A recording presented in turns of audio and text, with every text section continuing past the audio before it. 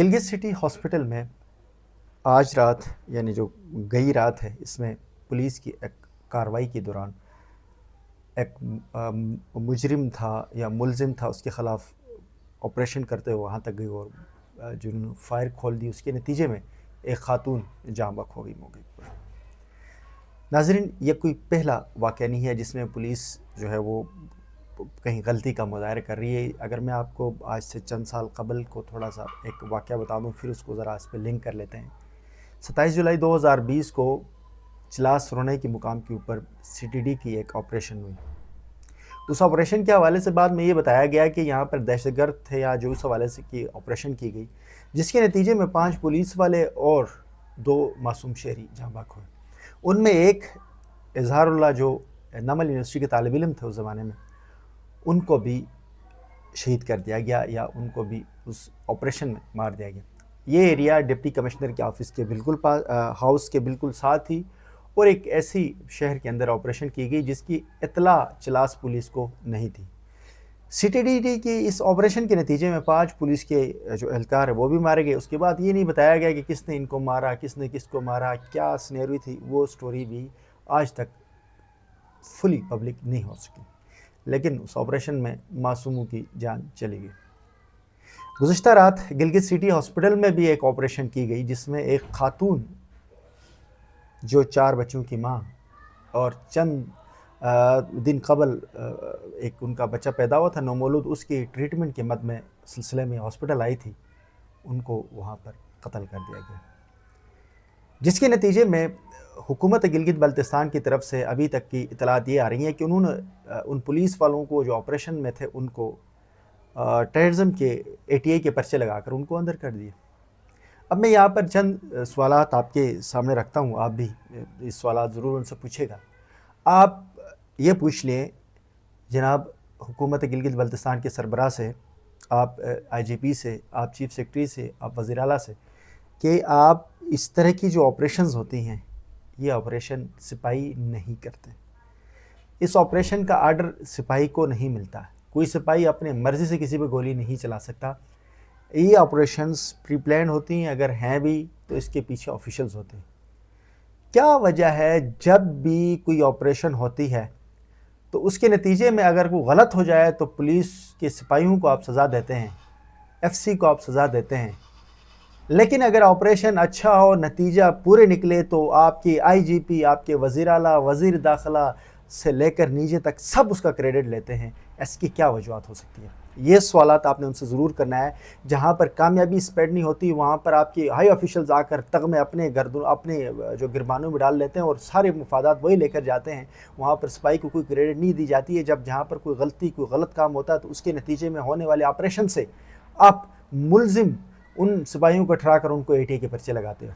ایسے تمام واقعات کے اصل ذمہ داروں کو اوپر کارروائی ہونی چاہیے۔ اس آپریشن کے ذمہ دار کے خلاف ٹاپ ٹو باٹم انکوائری بٹھانی چاہیے، یہ نہ کہ آپ جو موقع پر موجود ہے سپاہیوں کو آپریٹ کر کے ان کے اوپر سزائیں دو۔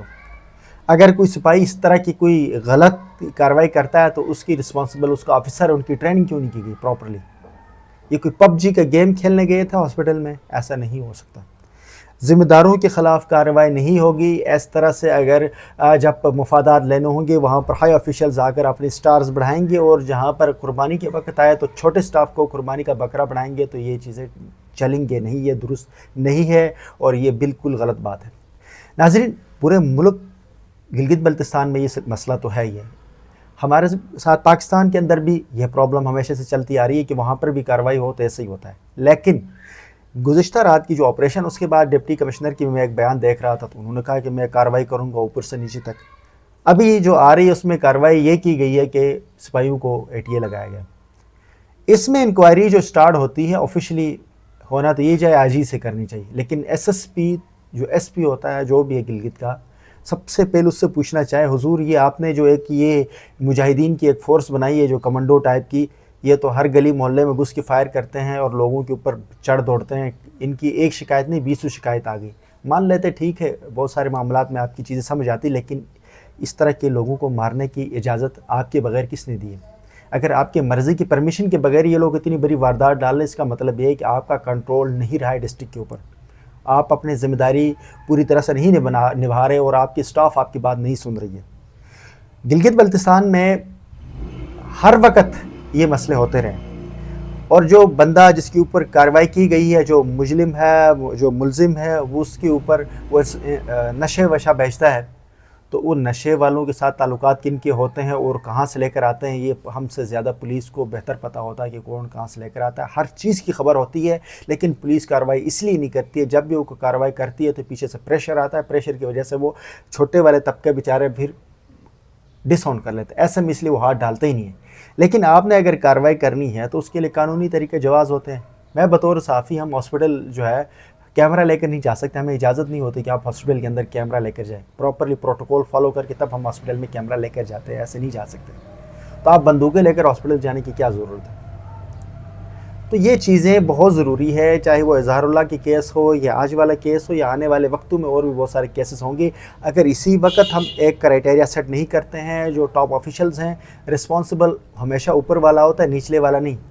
اور شہر کے اندر ہماری جو صورتحال ہے اس کے ہمیں سب کو پتہ ہے کہ پولیس کی ایک بہت بڑی کھیپ جو ہے وہ وی آئی پیز کی سیکورٹی میں رکھی ہوئی ہے، تھانوں کے اندر چند پولیس ہے، یہ ایک الگ موقع کے اوپر بات کرنے والی بات ہے۔ بہرحال جو کچھ ہوا اس کی انکوائری اوپر سے نیچے ہونی چاہیے، نہ کہ نیچے سے اوپر ہو کہ سپاہیوں سے آپ جو ہے ان کے اوپر پرچے دیں۔ اگر جو بھی کارروائی کرنی ان کے جو ٹاپ لیڈر ہے، لیڈر سے کارروائی کی جائے اور نیچے تک تمام لوگوں کو پھر اس کے حساب سے اس کیٹیگری کے اندر جو آتا ہے ان کو سزا دی جائے۔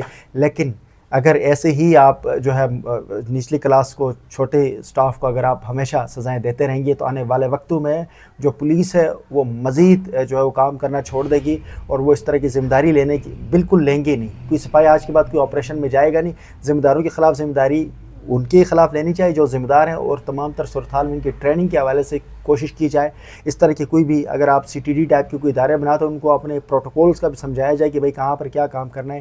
اندھیر نگری چوپٹ راج نہیں ہونی چاہیے کہ فلموں کا سین نہیں، یہاں پر پب جی کی موویاں نہیں چل رہی کہ آپ اندھیر نگری میں جو ہے جس مرضی کو آپ بندوق اٹھائے اور گولی مار دیں۔ اس کے نتائج بہت بھیانک ہوں گے اور آنے والے وقتوں میں اس سے بہت مسائل پیدا ہو سکتے ہیں۔